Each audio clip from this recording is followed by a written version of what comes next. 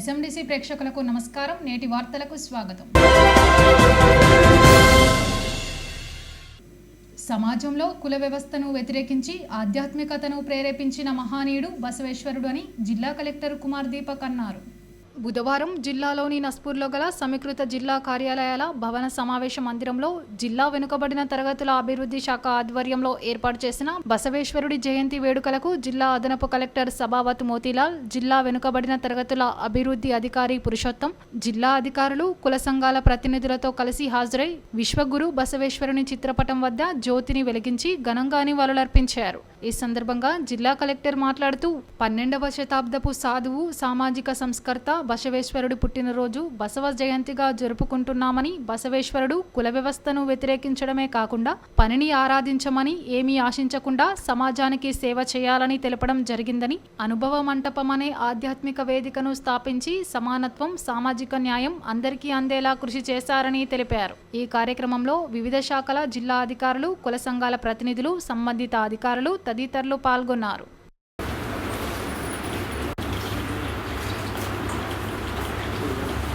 జిల్లా అధ్యక్షులు ఆనంద్ మాధవి గారిని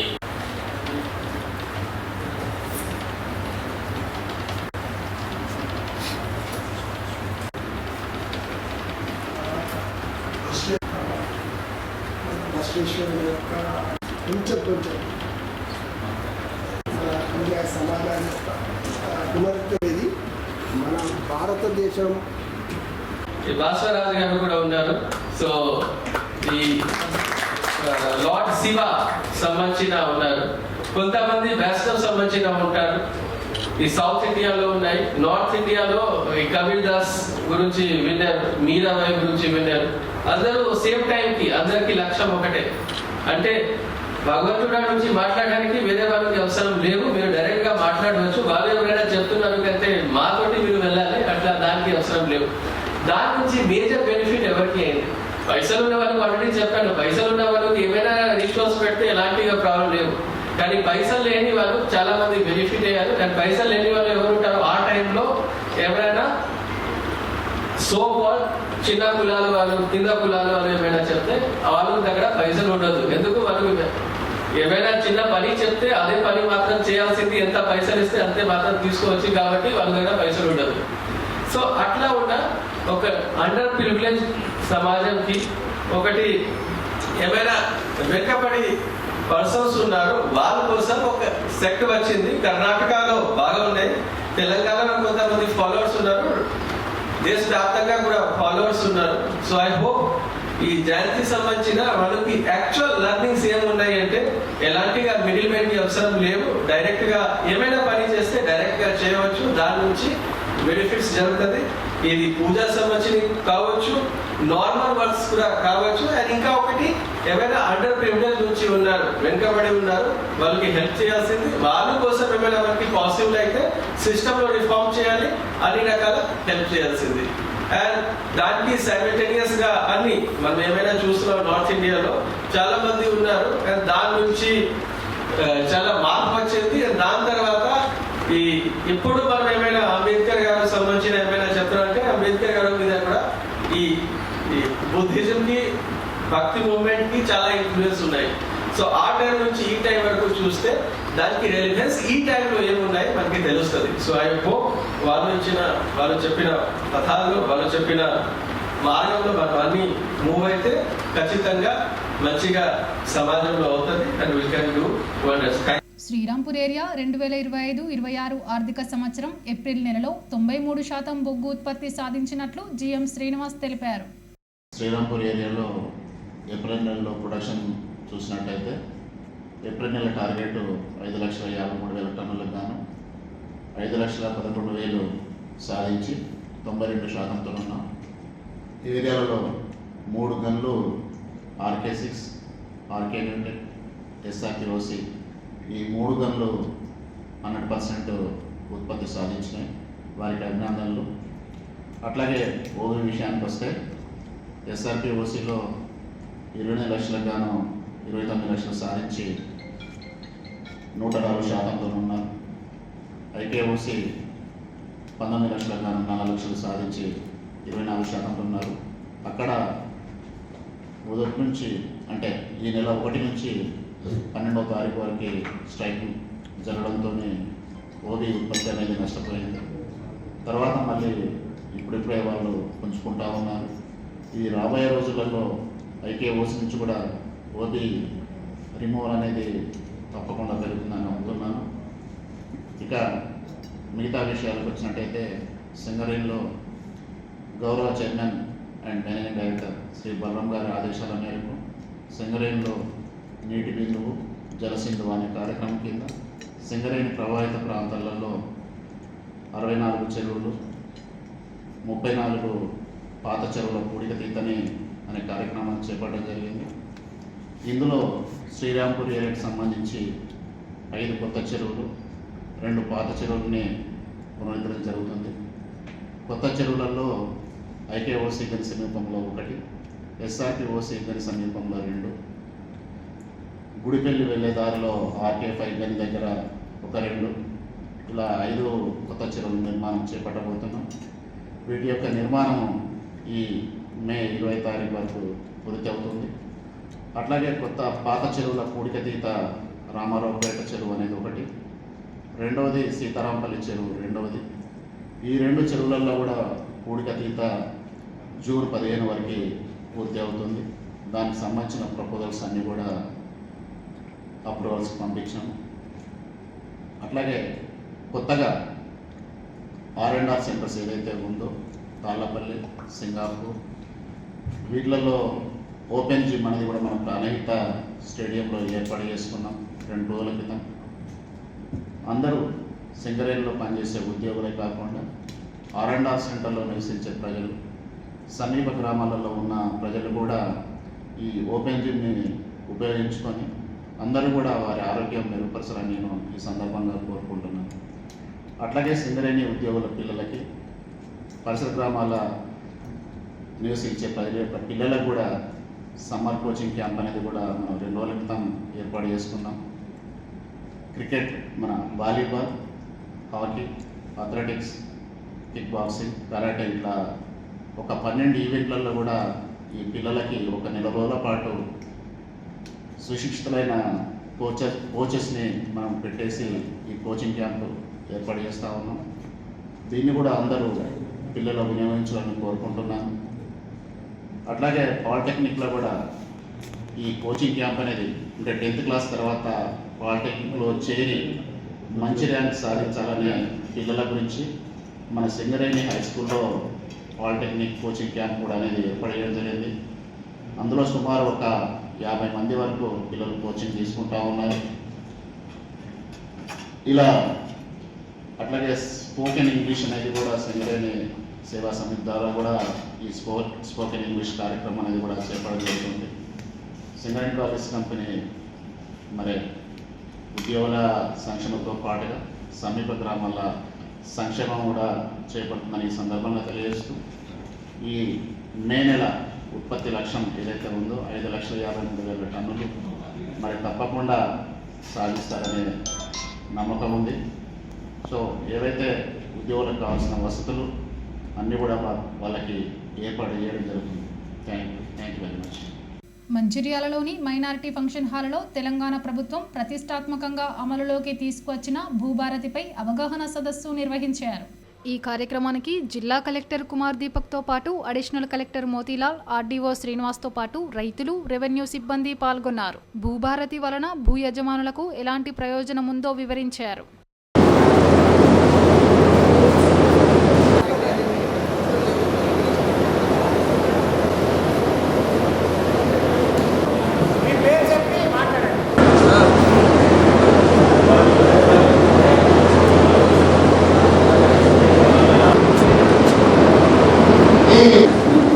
చట్టాలు ఆర్వాల్ చట్టం అంటే ఇది హక్కులను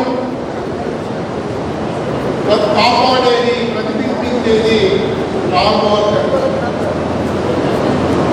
ఎందుకంటే ఈ భూభారతి చట్టం ఎందుకు తీసుకువచ్చారు దాని గురించి కూడా విన్నారు. ఇప్పుడు ఒక అలా చెప్తున్నారు అంటే 1991 నుంచి పట్టాలే పాత పాస్బుక్లో వచ్చి ఉన్నాయి. ఎవరైనా భూమి కొన్నాడు, ఐ థింక్ హస్బెండ్, ఆమె హస్బెండ్ ఎక్కడైనా కొన్నాడు, చనిపోయారు. దాని తర్వాత ఈ తండ్రి పాస్ రాలేదు. సో ఈ తండ్రి అంటే ఏమైనా సెకండ్ మ్యాటర్ అన్ని ఉంటాయి. గత 30 సంవత్సరం 50 సంవత్సరం నుంచి అన్ని అన్సెటల్ అయింది. అన్సెటల్ ఎందుకు అయింది అంటే దేశవ్యాప్తంగా ఒకటే చట్టం ఉన్నాయి. ఆ చట్టంలో రూల్ లేకుండా 5 సంవత్సరం చట్టం అమలుకి వచ్చింది. ఆ ధర్నీ చట్టం, ధర్నీలో ఎలాంటిగా రూల్ రాలేదు. రూల్ రాకపోతే చట్టం అమలుకి వచ్చింది. దాని నుంచి ఏమైనా తప్పు అయింది, ఏమైనా ప్రాబ్లం వచ్చింది, దానికి ఎలాంటిగా పరిష్కారం ఉండదు. సో దాని నుంచి చాలా ప్రాబ్లం వస్తున్నాయి. ప్రాబ్లమ్స్ ఎలా వస్తున్నాయి అంటే ఈ ఫస్ట్ ధర్నీలో సాగు భూమికి సంబంధించిన డీటెయిల్స్ మాత్రమే నమోదవుతాయి. అది 100 రోజులు ప్రోగ్రామ్ అంటే అన్ని డీటెయిల్స్ కంప్యూటర్ కావాలి. దాని గురించి జేసీ గారి గురించి విన్నారు, నేను దాని గురించి ఎక్కువ చెప్పాను. కానీ దానిలో ఇంకా మంచి పొరపాటు ఉన్నాయి. ఏమున్నాయి? సాగు భూమి మాత్రమే అమలుకి తీసుకురావాలి అంటే మంచిగా రోడ్ సైడ్ భూమి అని అసలు దానికి రాలేదు. నేను వచ్చిన తర్వాత కూడా దాదాపు 9,000 అప్లికేషన్ పెండింగ్ ఉన్నాయి. అండ్ నెలకి మినిమం 1000 to 1500 అప్లికేషన్ వస్తూ ఉన్నాయి. అండ్ ఎట్లా అంటే భూమి ఇప్పుడు కూడా కొన్ని దరఖాస్తు పెండింగ్ ఉంటుంది, కొన్ని అయిపోయింది, కొన్ని పెండింగ్ ఉంటుంది. ఎందుకు అసలు కొన్ని భూమి అసలు పెద్ద పెద్ద సర్వే నెంబర్ అసలు రికార్డ్కి రాలేదు. సో అట్లా ఉన్న ఇష్యూ నుంచి కూడా చాలా మందికి ఇష్యూ జరిగింది. ఇట్లా ఉన్న ఇష్యూలు ఎలా సాల్వ్ అవుట్ చేస్తుంది? ఈ భూభారతి చట్టం కూడా చట్టంలో ఉన్నాయి, ఎలా సాల్వ్ అవుట్ అవుతుంది?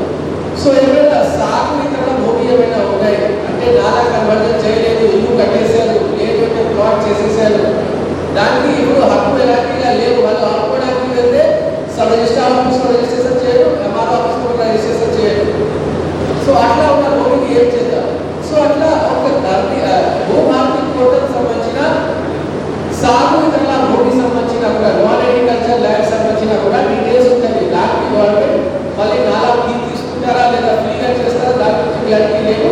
కానీ అందరికీ సాగు భూమి ఉంటుంది అంటే భూభారతి మాసం వస్తుంది, సాగు ఇతర భూమి ఉంటుంది అంటే ఆ భూమి రికార్డులో ఉంటుంది.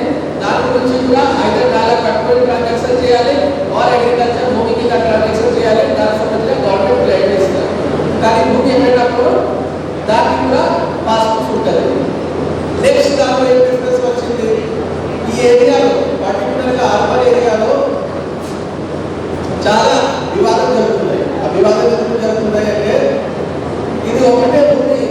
ఎప్పుడు కూడా నస్పూర్ సంబంధించిన ఎస్సీ కమిషన్కి నిన్న కేసు వచ్చింది. ఆ కేసులో ఏముంది అంటే ఒకే భూమి ఇద్దరు కొట్టారు, ఇద్దరు ఇద్దరు రిజిస్ట్రేషన్ భూమి కొట్టారు. భూమి ఒకటే ఉంది, ఒకరు అక్కడ ఇల్లు కట్టుకొని సేట్ కట్టుకొని ఉన్నారు, ఇంకా ఒకరు వచ్చి దానికి పూజ చేస్తున్నారు. పట్ట భూమి ఉంది. అట్లా ఎందుకు జరుగుతున్నాయి? పాత చట్టం అన్నిలో ఈ భూమి కొన్న తర్వాత ఒక దస్తావేజ్ మాత్రం వస్తుంది. ఆ భూమి ఎక్కడ ఉన్నాయి, ఎవరికి ఎలాంటిగా దాని నుంచి ఐడియా ఉండదు. మళ్ళీ ఎప్పుడైనా వివాదం వస్తే నాకు కూడా 200 పెద్ద సర్వే నెంబర్లో నాకు కూడా 10 గుంటలు ఉన్నాయి, నాకు కూడా 10 గుంటలు ఉన్నాయి. ఎవరైనా అక్కడ నుంచి లేదు లేదంటే వేరే ప్రాంతంలో జాబ్ చేయడానికి వెళ్ళారంటే ఎవరు వచ్చి భూమి కబ్జా చేస్తున్నారు. ఇంకా పొరపాటు ఉన్నాయి. సాదా కాగితం మీద కూడా ఆ భూమి కొన్ని అక్కడ కబ్జా చేసేసి కొన్నిసార్లు పాస్బుక్ వచ్చింది. సో అట్లా ఉన్న ఇష్యూ నుంచి చాలా ప్రాబ్లం జరిగింది. దానికి గవర్నమెంట్ ఖచ్చితంగా సార్ట్ అవుట్ చేయాలి. లేదంటే లా అండ్ ఆర్డర్ లాగా ఇష్యూ అవుతుంది, ఇతరులు కొట్లాడుతున్నారు, పోలీస్ కేసు అవుతుంది. కాబట్టి ఇప్పటి నుంచి ఏమైనా ట్రాన్సాక్షన్ జరుగుతుంది అంటే దానికి ట్రాన్సాక్షన్ తో పాటు డాక్యుమెంట్ తో పాటు సర్వే నెంబర్ తో పాటు అక్కడ సబ్ డివిజన్ మ్యాప్ ఉంటుంది. దాని నుంచి లాభం ఏముంటుంది? సపోజ్ సర్వే నెంబర్ 1లో 10 ఎకరాల భూమి ఉంటాయి, 1 ఎకరాల అమ్ముతున్నారు. అమ్ముతే ఏమవుతుంది? 1/A ఒకసారి బాయ్ సర్వే నెంబర్తో 1 ఎకరం ఎక్కడ అమ్మారు దానికి ఒక మ్యాప్ పేరు అవుతుంది. అది ఒక సర్వే నెంబర్లో 9 ఎకరాలు మాత్రమే ఉంటుంది. దాని నుంచి లాభం ఏమొస్తుంది? ఫస్ట్ ఎప్పుడు మళ్ళీ వాళ్ళు 9 ఎకరాలు మాత్రమే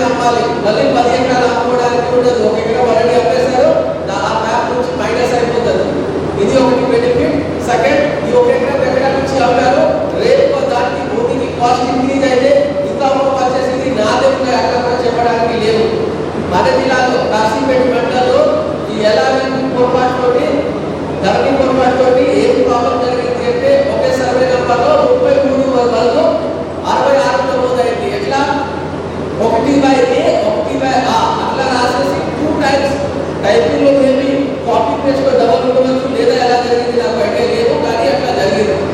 జరిగిన తర్వాత వాళ్ళకి 66 ఎకర్కి పాస్బుక్ తీసుకుపోయింది. 60 అయినా కూడా చాలా హోషియార్. వాళ్ళు ఏం చేశారు, ఒక లోకల్ పర్సన్ బోర్డు వాళ్ళకి 33 ఎకర్స్ అమ్మారు, ఒక మంత్రి వాళ్ళకి ఇంకా 33 ఎకర్స్ అమ్మారు. బోర్డు వాళ్ళు మోక మీద ఉన్నారు, మంత్రి వాళ్ళు రెగ్యులర్గా వస్తున్నారు, సార్ మాకు కూడా కొంచెం భూమి ఇప్పించండి అట్లా. తర్వాత ఇక్కడ నుంచి వెళ్ళిపోయారు, వాళ్ళు ఇక్కడ లేరు. సో అట్లా కూడా చాలా ప్రాబ్లమ్స్ ధరలు జరుగుతున్నాయి. ఈ భూభారతి చట్టంలో అట్లా ప్రాబ్లం జరగదు. కాశ్మీర్ పెహల్గాంలో పర్యాటకులను తీవ్రవాదులు కాల్చి చంపడాన్ని వ్యతిరేకిస్తూ మే 3వ తేదీన మంచిర్యాలలో బంద్ నిర్వహించాలని వ్యాపారస్తులకు హిందూ ఐక్యవేదిక పిలుపునిచ్చింది. బుధవారం ఏర్పాటు చేసిన మీడియా సమావేశంలో హిందూ సంస్థల ప్రతినిధులు పాల్గొన్నారు. ఈ సందర్భంగా హిందూ ఐక్యవేదిక నాయకుడు డేగ రవీందర్, ఛాంబర్ ఆఫ్ కామర్స్ ప్రతినిధి ఇరుకుల్ల శ్రీనివాస్ మాట్లాడుతూ వ్యాపారస్తులు బంద్లో పాల్గొని జయప్రదం చేయాలని కోరారు. అలాగే బంద్ రోజున ద్విచక్ర వాహనాల ప్రదర్శన ఉంటుందని, హిందువులు పెద్ద సంఖ్యలో ర్యాలీగా పాల్గొని ఐక్యతను చాటాలని అన్నారు.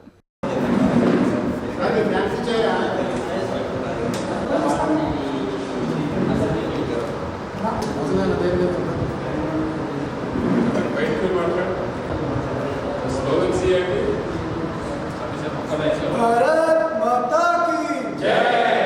भारत जय श्री राम जय श्री राम जय श्री राम जय श्री राम जय भारत माता की जय। क्षणम क्षणम मन कणम कणम भारत माता के समर्पणम। क्षणम क्षणम मन कणम की जय। भारत माता की जय। वंदे मातरम वंदे मातरम। కాశ్మీర్లోని పహల్గాంలో జరిగిన పాకిస్తాన్ ముస్లిం తీవ్రవాదులు యొక్క హిందువులపై జరిగిన దాడిని యావత్ భారతదేశంలో ఉన్న హిందువులందరూ ఖండిస్తూ దాన్ని అదేవిధంగా ఈ యొక్క భారతదేశంలో హిందువులు మన మంచిర్యాల పట్టణంలోని హిందువులు అందరూ కలిసి హిందూ బంధువులు హిందూ ఐక్యవేదిక సందర్భంగా ఆ యొక్క క్రూరత్వాన్ని ఆ యొక్క తీవ్రవాదులు చేసిన హత్యాకాండను తీవ్రంగా ఖండిస్తూ ఏదైతే ఐడి కార్డు చూస్తూ వారి యొక్క వీరు హిందువులా ముస్లింలా మరి ఏ మతస్థులు అని చెప్పేసి ఐడి కార్డు చూసి హిందూ మతం సంబంధించిన హిందువులనే టార్గెట్గా చేసి చంపడం జరిగినది. కాబట్టి దానికి నిరసనగా హిందూ బంధువులందరూ మంచిర్యాలలో నివసిస్తున్న హిందువులు అందరూ కలిసి ఈరోజు 3 తారీఖు రోజు బంధుకు మంచిర్యాల బంధుకు పిలుపునివ్వడం జరిగినది. అందులో ప్రతి హిందూ బంధువు మరియు అన్ని సంఘాలు ప్రతి హిందువు పాల్గొని బంద్ను దిగ్విజయం చేయాల్సిందిగా కోరుచున్నాము. అదేవిధంగా 3 తారీఖు ఉదయం 10 గంటలకు బైక్ ర్యాలీ నిర్వహించడం జరుగుతున్నది. అట్టి బైక్ ర్యాలీలో ప్రతి వ్యక్తి ప్రతి హిందువులు ప్రతి కుల సంఘాలు అన్ని సంఘాలు సంబంధించి అందులో పాల్గొని అందరూ దిగ్విజయం చేయాల్సిందిగా కోరుచున్నాము. అదేవిధంగా మన యొక్క హిందువుల యొక్క ఐక్యత కూడా చాలాసిన అవసరం ఉన్నది. ఈరోజు మనం చూస్తున్నాము మన యొక్క హిందుస్థాన్లో హిందూ బ్రతికే పరిస్థితి లేదు. ఒక హిందుస్థాన్లో మనము హిందువుకు ఏ రోజు కూడా ప్రొటెక్షన్ లేదు. కాబట్టి మనమందరము సేఫ్గా ఉండాలంటే ఏకైతో సేఫ్ బయటంగతో కఠినంగా అని చెప్పేసి ఏ విధంగా అయితే మన యోగి గారు నినాదం ఇచ్చారో అదేవిధంగా అందరూ సేఫ్గా ఉండాలంటే అందరూ యూనిటీగా ఉండాల్సిన అవసరం ఉన్నది. కాబట్టి ఈరోజు మనం అందరం మంచిర్యాల నగరానికి సంబంధించి అందరం యూనిటీగా ఈరోజు బంద్ విజయవంతం చేస్తూ అదేవిధంగా ఒక ర్యాలీని కూడా దిగ్విజయం చేస్తూ మన యొక్క హిందూ యూనిటీని హిందూ ఐక్యతను చాటి చెప్తూ మనకు రక్షణగా ఉండాల్సిందిగా ఈరోజు హిందూ బంధువులందరినీ కూడా కోరుచున్నాము. కాబట్టి దీన్ని దిగ్విజయం చేయాల్సిన చెప్పేసి మరొకసారి అందరినీ కోరుచున్నాము. ఇట్టి తీవ్రవాదాన్ని ఖండిస్తూ దీన్ని జయప్రదం చేయాల్సిందిగా బంధును ర్యాలీ బైక్ ర్యాలీ జయప్రదం చేయాల్సిందిగా అందరూ భారత్ మాతాకి జై. Chamber of commerce welfare association Mancherial తరఫున మంచిర్యాల పట్టణ ప్రజలకు వ్యాపారులకు మరియు తోటి సోదరులందరికీ కూడా నమస్కారం. మొన్న 22వ తారీఖు కాశ్మీర్లో జరిగిన ఉదంతానికి మన నిరసనను వ్యక్తం చేయడానికి మరియు బాధిత కుటుంబాలకు ఆశీర్వాదాలు తెలియజేయడానికి చనిపోయిన వారందరికీ ఆశీర్వాదాలు తెలియజేయడానికి chamber of commerce welfare association Hindu ఐక్య వేదిక ఇచ్చిన పిలుపు మేరకు మేము సహకరించడానికి మా వ్యాపార వర్గాలందరితో కూడా చర్చించి ఈ యొక్క బంద్కు మా సంపూర్ణ మద్దతును తెలియజేస్తున్నాము. ఈ కార్యక్రమము 3వ తారీఖు శనివారం రోజు మంచిర్యాల బంద్ను ప్రకటించడం జరిగింది. దయచేసి అందరు వినియోగదారులు, వ్యాపారులు, ఎంప్లాయీస్ కానివ్వండి, గుమస్తాలు కానివ్వండి, అందరూ కూడా ఆ రోజు హిందూ ఐక్యవేదిక తలపెట్టిన బైక్ ర్యాలీని ప్రతి ఒక్కరు కూడా 1+1 ఒకరికి ఇంకోరిని తోడు తీసుకొని బైక్ మీద వచ్చి ఐబీ చౌరస్తా నుంచి ఉదయం 10 గంటలకు ప్రారంభమయ్యే బైక్ ర్యాలీలో పాల్గొని ప్రతి ఒక్కరు కూడా మన భారతదేశం పట్ల మన భక్తి ఇది ఎవరికి చేసేది కాదు, మనకు మనం చేసుకునేటువంటి ఒక దివ్యమైన కార్యక్రమం. ఈ కార్యక్రమంలో ప్రతి ఒక్కరూ వాలంటరీగా పాల్గొనాలని మేము chamber of commerce welfare association Mancherial తరఫున అందరినీ కోరుకుంటున్నాము. Thank you. ఈ నెల 4 ఆదివారం నస్పూర్ శ్రీరాంపూర్ ప్రెస్ క్లబ్లో ఉచిత mega multi speciality medical camp నిర్వహిస్తున్నట్లు రేనే ఆసుపత్రి జనరల్ మేనేజర్ బంగారు పవన్ ప్రసాద్, ప్రెస్ క్లబ్ అధ్యక్షులు భూపతి రవి తెలిపారు. బుధవారం నస్పూర్ శ్రీరాంపూర్ ప్రెస్ క్లబ్లో మెగా మెడికల్ క్యాంపుకు సంబంధించిన వాల్ పోస్టర్లను విడుదల చేశారు. అనంతరం వారు మాట్లాడుతూ నస్పూర్ శ్రీరాంపూర్ ప్రెస్ క్లబ్లో కరీంనగర్ రేనే ఆసుపత్రి సౌజన్యంతో మెగా మెడికల్ క్యాంపు నిర్వహిస్తున్నట్లు తెలిపారు. క్యాంపు ప్రారంభోత్సవానికి MLA Premsagar Rao, collector Kumar Deepak, DCP Bhaskar, Srirampur GM Srinivasulu హాజరవుతారని పేర్కొన్నారు. మల్టీ స్పెషాలిటీ వైద్య శిబిరంలో 10 రకాల వైద్య జబ్బులకు ఉచితంగా పరీక్షలు చేసి మందులు పంపిణీ చేయడం జరుగుతుందన్నారు. Emergency, critical care, cardiology, cardiothoracic surgery, pulmonology, general medicine, orthopaedic, spine surgery, neurology, gynaecology, mother child care, general laparoscopy, 2D echo వైద్య పరీక్షలు నిర్వహించడం జరుగుతుందన్నారు. మంచిర్యాల జిల్లాలోని ప్రజలంతా ఈ ఉచిత మెగా మెడికల్ క్యాంపును సద్వినియోగం చేసుకోవాలని కోరారు. ఈ సమావేశంలో రేనే ఆసుపత్రి ఎగ్జిక్యూటివ్ అభిలాష్ రెడ్డి, మంచిర్యాల మెడిలైఫ్ వైద్యులు కౌటం కుమారస్వామి, ప్రతినిధులు Shankar, camp coordinator Pulluri Sudhakar, press club గౌరవాధ్యక్షులు భాస్కారి రాజేశం, క్రమశిక్షణ కమిటీ కన్వీనర్ కోడం రవికుమార్, సంయుక్త కార్యదర్శి వేల్పుల మల్లేష్, ఆర్గనైజింగ్ కార్యదర్శి క్యాతం రాజేష్, కోశాధికారి నారాయణరెడ్డి, కార్యవర్గ సభ్యులు తలారి సమ్మయ్య, సభ్యులు రాజ్ కుమార్, నరేందర్, ఏబి రెడ్డి తదితరులు పాల్గొన్నారు. ఉత్తర తెలంగాణలో పేరు పొంది ఆయనే గత 16 సంవత్సరాల నుంచి కరీంనగర్ జిల్లాలో కార్పొరేట్ స్థాయి వైద్యం అందించడం జరుగుతుంది. దానిలో భాగంగా ఆయన ఎంతో శ్రమ కూర్చి మా మేడం రజనీ గారు ఐవీఎఫ్ ఫర్టిలిటీ ఎక్స్పర్టు, గైనకాలజిస్టు, ఆమె గారి సహకారంతో ఈ సమాజంలో ఉన్న వివిధ వ్యక్తుల ఎవరైతే రాజకీయ నాయకులు కానీ, పత్రికా ప్రముఖులు కానీ, వ్యాపార వ్యక్తులు కానీ అందరి సహకారంతో మేము వైద్య సంస్థలు నిర్వహించడం జరుగుతుంది. రెనీ హాస్పిటల్ మాకు రెనీ సంస్థ కోరుట్లలో ఉంది, మత్తెంలో ఉంది, గోదావరిలో కూడా ఉంది, మాకు బ్రాంచ్లు కూడా ఉన్నాయి.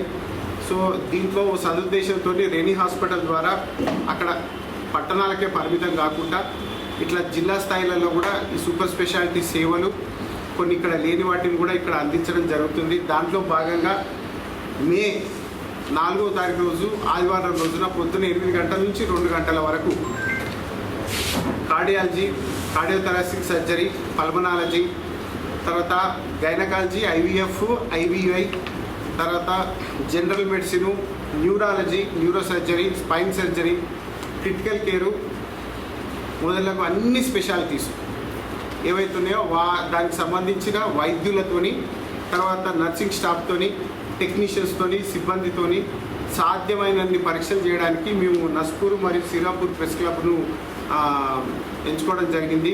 మీ మీడియా మిత్రుల సహకారంతో ఆ రోజు పెద్ద ఎత్తున మా సంస్థ ద్వారా వైద్య పరీక్షలు నిర్వహిస్తాము. వైద్యుల సేవలు అందుబాటులో ఉంటాయి. ఉచిత మందుల పంపిణీ కూడా చేయబోతున్నాము.